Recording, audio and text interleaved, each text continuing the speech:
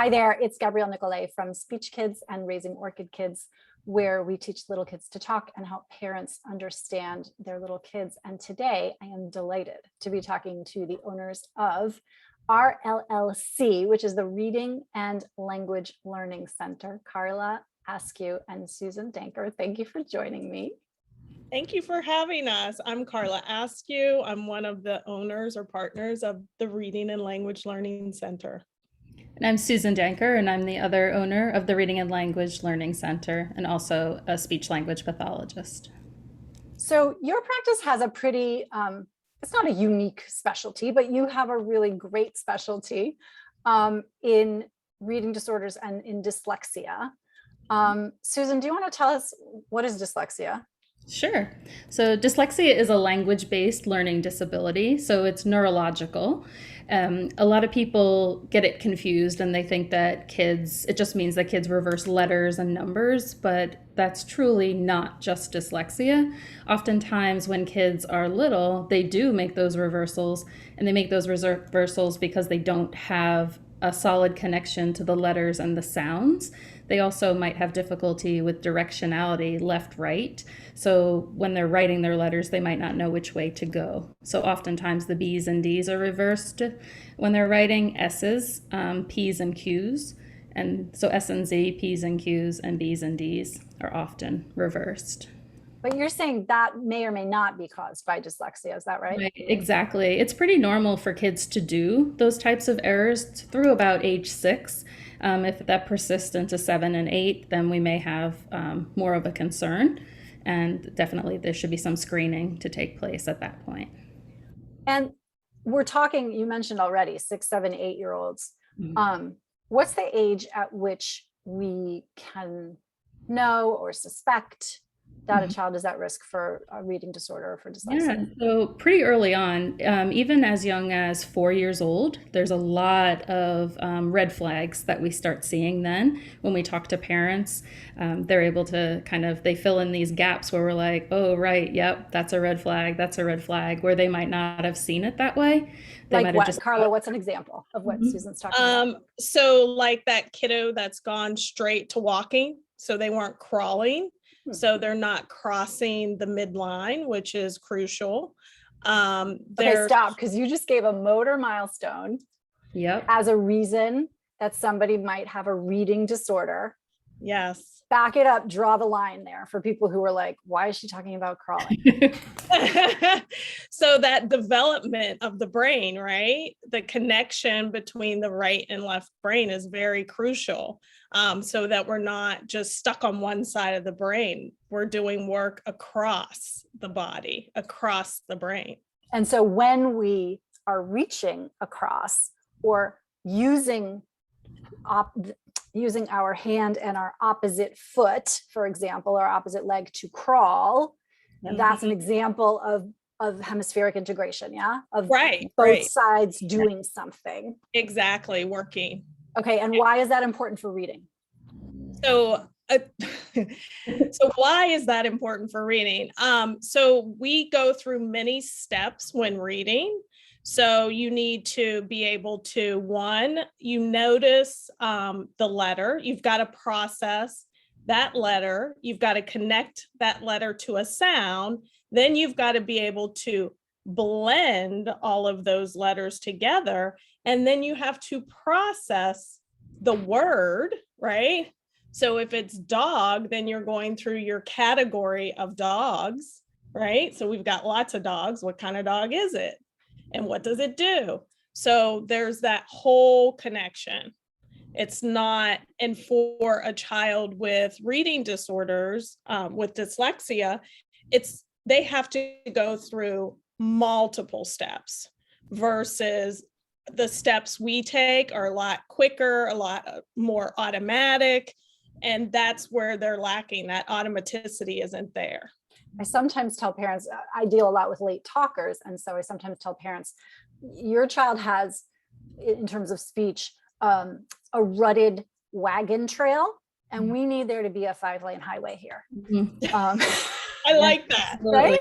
Yeah. And so when we're talking about these processes, I mean, this is also like where I can totally geek out about child development, because most kids are going to learn to read with no issue.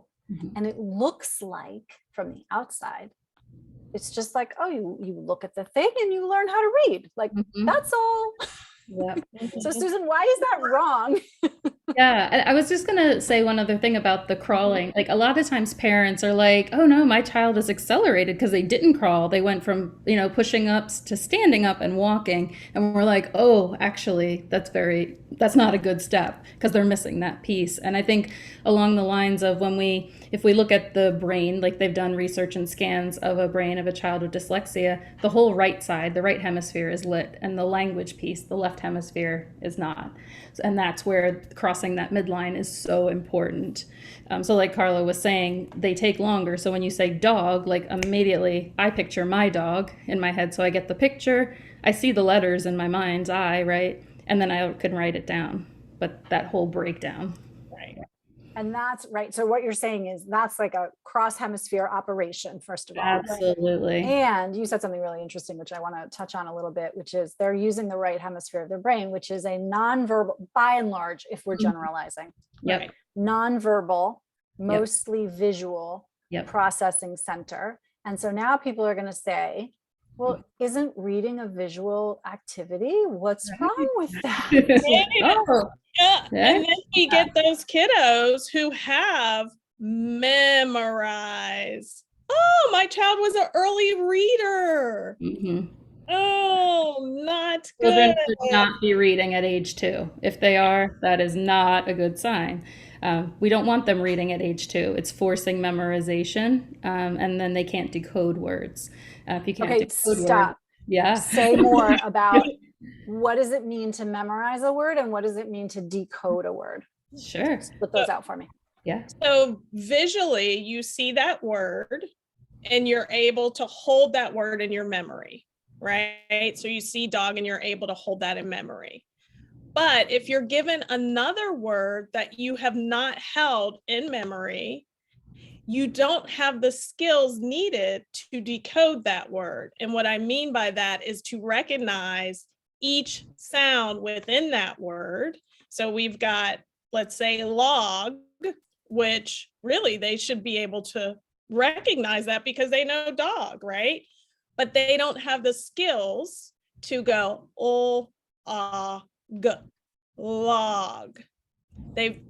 And we get a lot of kids where they hit that wall at 3rd and 4th grade, between 3rd and 4th, because you can only memorize so many words, right? Yeah.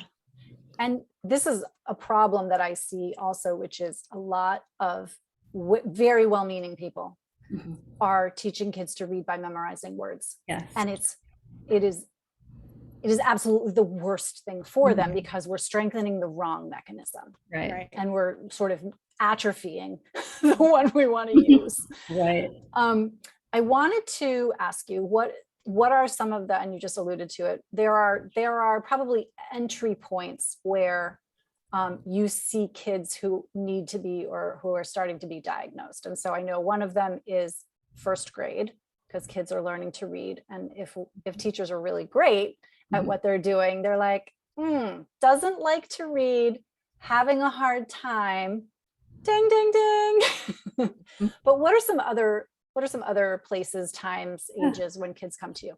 Very early on, when kids can't understand rhyming. So it could be just identifying thumb up or thumb down. Do these 2 words rhyme? When they can't make that hearing discrimination, that's a problem. And that can be done very early on, preschool, even in kindergarten.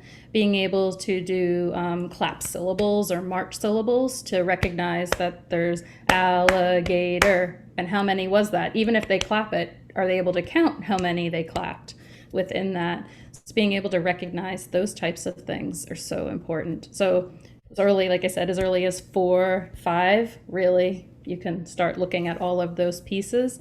The ability to blend sounds. So if I say k, at, they should be able to tell me that word is cat and not just at or ca. They have to be able to hold all those sounds in memory, blend it. And then what are some other times when kids are coming to you where they're like, ooh, something's going on here? It's kindergarten for sure, usually halfway through or the end of kindergarten.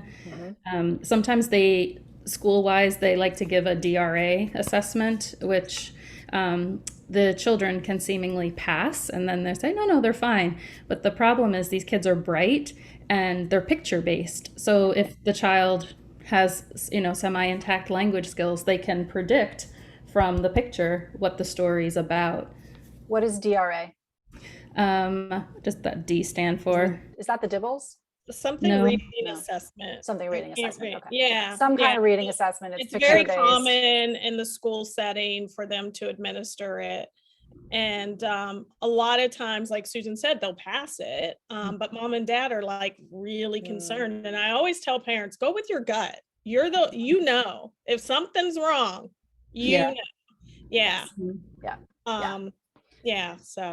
So we see that, and even with those pictures, like I think there was one where it was like a little kid taking a bath, and I think it might have been like a word like soap or something like that, but maybe it looked like shampoo in the picture. So the kid read it. She used the shampoo instead of soap. So, those types of errors where they're clearly not reading the words. They're looking in the pictures when they're making those types of changes. And you said something interesting just now, Susan, which was the kids are really smart. And this is my PSA, and I'm sure you give this to parents all the time, which is a learning disability or difference does not mean your child is not smart. Right. Because there are many different ways to be smart. The brain has distinct yet interrelated skill areas. So we've got motor, and we've got social, and we've got play, and we've got cognitive, and we've got language, and we've got visual, and we have all these domains, a lot of which are integrated. And so there are lots of different ways to be smart. And so I know, Carla, you're like nodding your head, right? People come to you and they're like, but he's so bright. What's the problem? Right. Well, he learns differently. I mean, it's like, how many times do we have to say it? He learns differently, or she learns differently. But I think some of that anxiety for parents is like there's a cognitive problem. Somehow it matters. Like somehow the reading or the individual area of need is paints this broad stroke against he's not smart or she's not smart.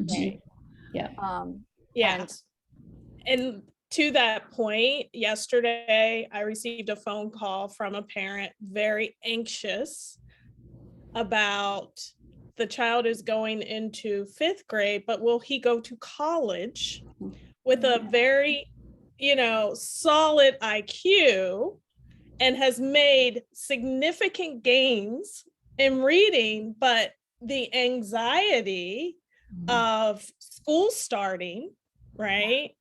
So what's this going to look like going back into the classroom too, after a whole year of being home? Where's my child going to fit in? What's going to happen?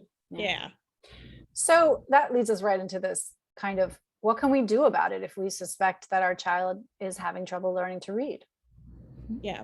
So the biggest thing is go see your teacher immediately, write down your concerns and share it with the teacher, request a meeting to determine, this all takes a long process in the school setting, but get started as soon as possible. Even if you've seen it over the summer, and as soon as you walk in that door day one, request a meeting. Let them know what you're concerned about and definitely put it in writing so that the process can begin to put supports in place for your child. Now, I always tell the parents, trust your gut. If you think something is off, don't let them say, oh no, he's a boy, boys develop later, he'll catch on, give him some more time. If you think there's something there and there's family history of dyslexia or other learning disabilities, by all means, get that ball rolling as soon as possible.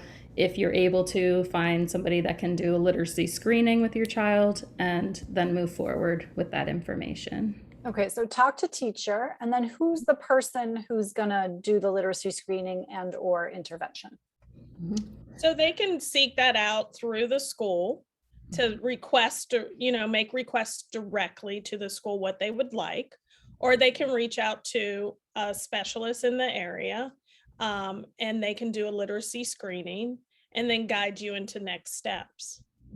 There's the International Dyslexia Association has a website. So they, depending on where they live, they can enter their zip code, and then they can find people that are certified on that list to contact them to see if they do screenings or what they could do for them. Fantastic. And we'll link to both your website and the IDA in the show notes, for lack of a better term. Okay. Oh gosh, there was a question in my head that I flew out about. Oh, is there anything that parents need to know before they seek treatment, or while they're seeking treatment for dyslexia? Like what's the industry's, what's the gold standard in terms of reading remediation? Well, first of all, let me start with there's no cure. There's no cure, so don't expect that we're going to cure your child. We will give them the tools to be successful. But as far as standard, as regarding reading programs, it should be scientifically based, it should be systematic, it should be explicit, and it should follow a developmental pattern. And so what that means, I'm just going to paraphrase, is that you're looking at how the letters look on the page, how they sound, and what they mean in a certain order that is what you said, systematic and repeated, right? This is about dose also. Yes. And so what is a good dosage for a dyslexia treatment? Do we go once a week? What do we do? No, once a week will not work. We tell parents that's like dribble therapy. You're not going to get results. You're not going to be happy. Your child's not going to be happy because they're going to be ultra frustrated. Children with dyslexia typically have some working memory and executive function issues as well. So each session builds upon the next. So if I can't hold on to Monday's lesson and I'm seeing you Monday and Friday, we're going to basically be repeating Monday's lesson on Friday and not learn anything new. Mm-hmm. So we do intensive programs, meaning that the kids are seen 5 days of the week. They're typically 1 hour sessions. If the child is younger, we might make them 30 minutes, or if attention is an issue, they'll be shorter sessions, but the intensity and frequency are there. Mm-hmm. Yeah.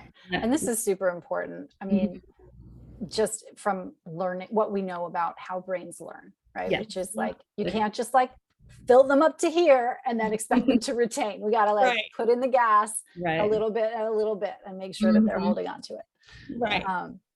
And then we do reduce. They don't stay at 5 times indefinitely. It's typically about 60 hours is when we really feel like they've got a solid foundation and base, and then they'll start reducing, and they might only be seen 3 times and then 2 times, and we just keep reducing until they just need check-in appointments.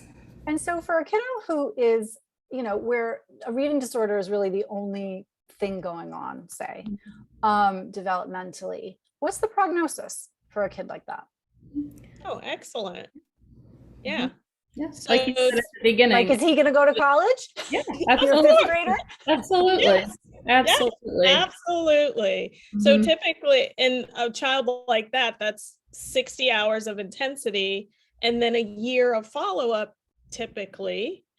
And then they go bye-bye. And then we might see them come back to us just for higher level skills. Possibly, like Susan said, a lot of them have executive functioning difficulties. So it may be dealing with the writing process now. Yeah.